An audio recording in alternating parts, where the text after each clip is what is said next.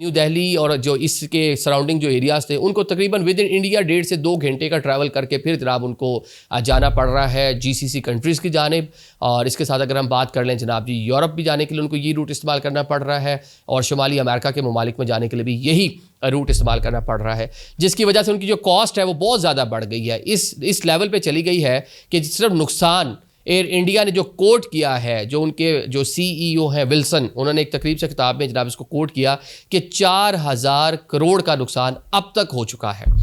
मतलब इतना एक मतलब ख़तीर ये रकम बताई जाती है। मतलब वो शायद इसको मज़ीद ये चंद अरसा इसी तरह सूरत हाल चलेगी तो इसको बर्दाश्त करने की पोजीशन में नहीं होंगे। चंद माह पहले एयर इंडिया ने बाकायदा तौर पर जो एविएशन मिनिस्टर हैं उनसे मुलाकात भी की और दीगर जो एयरलाइंस हैं उनके लोग भी शामिल थे। एयर इंडिया ने उस टाइम ही कहा था जी आप हमें सब्सिडी दें, ये मामला आपका सियासी है और ये आपकी हुकूमत ने ये सारी चीज़ें कर रखी हैं, तो आप करें, जंग लड़ें, जो मर्ज़ी करें, हमारा तो बिज़नेस जो है बिल्कुल डूब जाएगा, फ्लॉप हो जाएगा।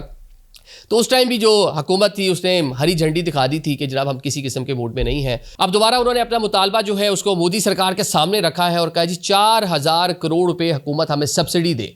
और अगर आप ये नहीं देते तो हमारे हालात तो बहुत ख़राब है, हम तो दिवालिया होने के करीब पहुंच चुके हैं।